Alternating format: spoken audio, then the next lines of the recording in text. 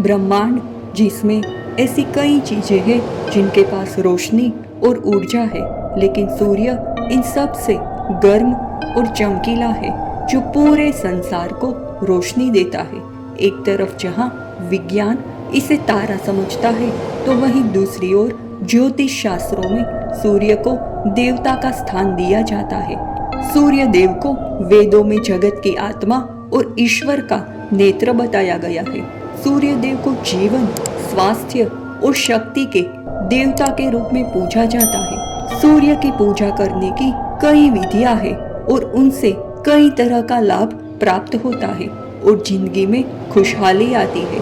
हालांकि सूर्य इस ब्रह्मांड में बहुत लंबे समय से है और इसके निर्माण के पीछे कई तरह के तर्क दिए जाते हैं। ऐसे में आइए जानते हैं आखिर सूर्य देव के विशाल परिवार में कौन कौन है, सूर्य देव की पत्नियां और संतानें कौन कौन है। भगवान सूर्य प्रत्यक्ष देवता है। आदित्य लोक में भगवान सूर्य साकार रूप से विद्यमान है। वे रक्त कमल पर विराजमान है। उनका वर्ण हिरण्यमय है। उनकी 4 भुजाएं हैं, जिनमें 2 हाथों में वे पद्म धारण करे हुए हैं और 2 हाथ अभय तथा वर मुद्रा से सुशोभित है। वे 7 घोड़े के रथ पर सवार है और गरुड़ के छोटे भाई अरुण उनके रथ के सारथी है। देवताओं के शिल्पी विश्वकर्मा की पुत्री संज्ञा बड़ी ही रूपवती थी। उसके अन्य नाम है रागनी, ध्यो, त्वष्ट्री, प्रभा तथा सुरेणु। संज्ञा का विवाह भगवान सूर्य के साथ हुआ। संज्ञा बड़ी पतिव्रता थी, किंतु सूर्य देव मानव रूप में उसके समीप नहीं जाते थे। सूर्य के अत्यधिक तेज के कारण संज्ञा की आंखें मूंद जाती थी, जिससे वे सूर्य का सुंदर स्वरूप नहीं देख पाती थी। अतः संज्ञा को अच्छा नहीं लगता था। वे व्याकुल होकर सोचने लगी, मेरा सुवर्ण सा रंग व कमनीय शरीर इनके तेज से दग्ध होकर श्याम वर्ण का हो गया है। इनके साथ मेरा निर्वाह होना बहुत कठिन है। तपस्या करने से मुझ में वे शक्ति आ सकती है, जिससे मैं उनके सुंदर रूप को अच्छी तरह से देख सकूं।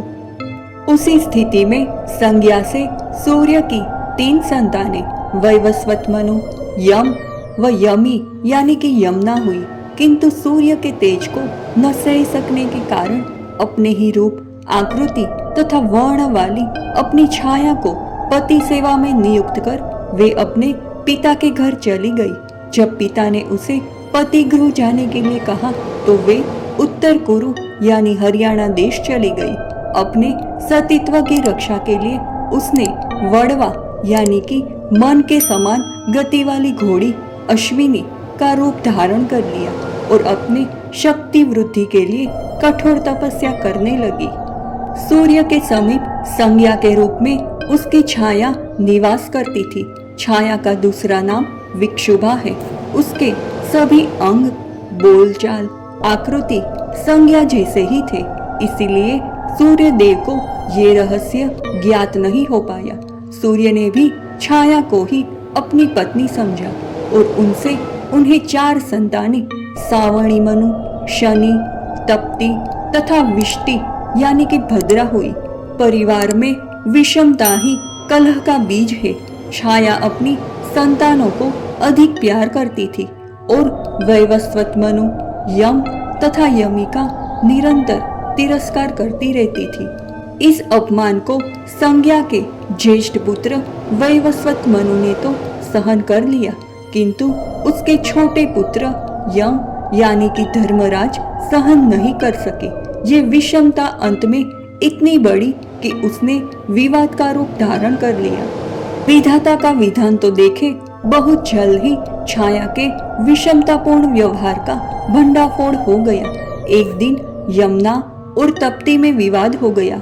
एक दूसरे को शाप देकर वे नदी बन गई। इस पर छाया ने यम को ताड़ित किया।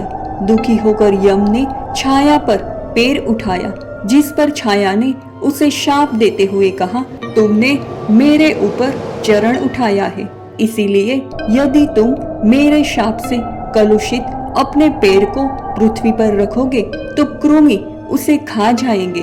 तुम शीघ्र ही प्रेतों के राजा होोगे। तुम्हारा प्राणियों के प्राणों की हिंसा करने का विभत्स कर्म तब तक रहेगा जब तक सूर्य और चंद्र रहेंगे। छाया के शाप से विह्वल होकर यमराज ने अपने पिता सूर्य से कहा, ये हम लोगों की माता नहीं हो सकती, क्योंकि एक तो वे निरंतर हमें तिरस्कृत करती है, यमी को मारती भी है, वहीं दूसरी ओर सावणी मनु, शनि, तप्ती व विष्णु को अधिक प्यार करती है। ये हम सभी भाई बहनों में समान दृष्टि और समान व्यवहार नहीं रखती है।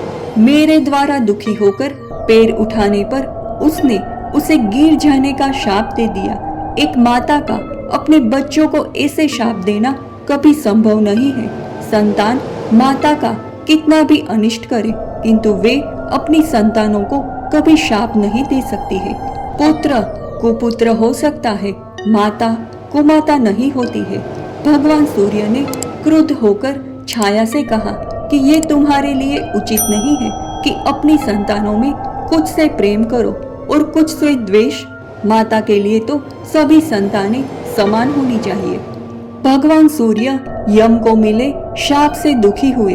उन्होंने अपने तेजोबल से इसका सुधार किया, जिसके बल पर आज यम धर्मराज के रूप में पाप पुण्य का निर्णय करते हैं और स्वर्ग में उनकी प्रतिष्ठा है। भगवान सूर्य ने यम से कहा, सभी पापों का निदान है, किंतु माता का शाप कभी अन्यथा नहीं जाता। मैं तुम्हें एक उपाय बताता हूँ, तुम दुखी न हो, तुम्हारा पेड़ नहीं गलेगा।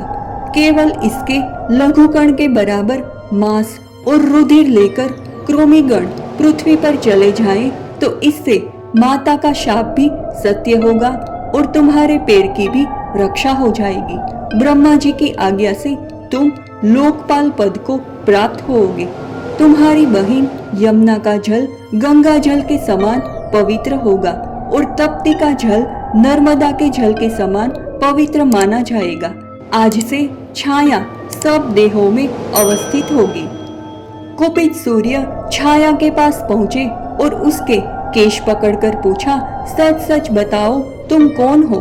कोई भी माता अपने पुत्र के साथ ऐसा निम्न कोटि का व्यवहार नहीं कर सकती। ये सुनकर भयभीत छाया ने सूर्य के सामने सारा रहस्य प्रकट कर दिया। छाया के प्रति क्रोध के कारण उसके पुत्र शनि को शाप देते हुए सूर्यदेव ने कहा, माता के दोष से तुम्हारी दृष्टि में क्रूरता भरी रहेगी। यही कारण है कि शनि के कोप भाजन होने से प्रायः हमारा अहित होता रहता है। शीघ्र ही सूर्य संज्ञा को खोजते हुए उसके पिता विश्वकर्मा के घर पहुंचे।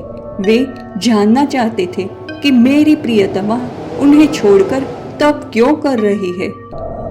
विश्वकर्मा ने सूर्य को संज्ञा के उनका तेज न सहन करने और उत्तर कुरु नामक स्थान पर तपस्या करने की बात बताई। साथ ही कहा कि यदि आप चाहें तो आपके प्रकाश को तराश कर कम किया जा सकता है।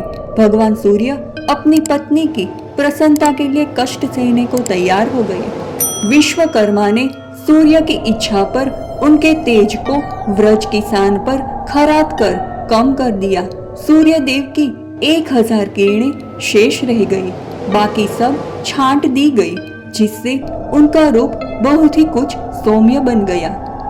भगवान सूर्य ने भी अपना उत्तम रूप प्राप्त कर प्रसन्न मन से अपनी भार्या के दर्शनों की उत्कंठा से तत्काल उत्तर कुरु की ओर प्रस्थान किया।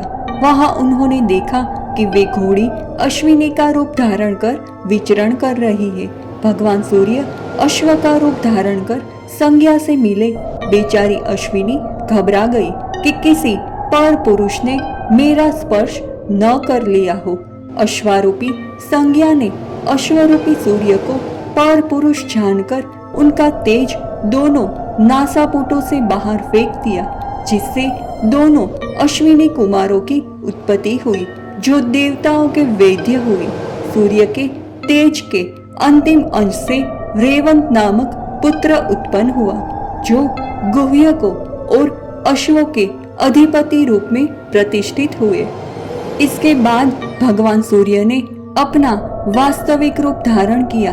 उस रूप को देखकर संज्ञा अत्यंत प्रसन्न हुई। तब कहीं जाकर सूर्य और संज्ञा एक साथ रहने लगे। सूर्य देव के परिवार की इस कथा से ये शिक्षा मिलती है कि विषमता अच्छी नहीं होती। भगवान छोटे बड़े सब में समान रूप से विद्यमान है, अतः सदा सम व्यवहार करना चाहिए। यही साम्य योग है।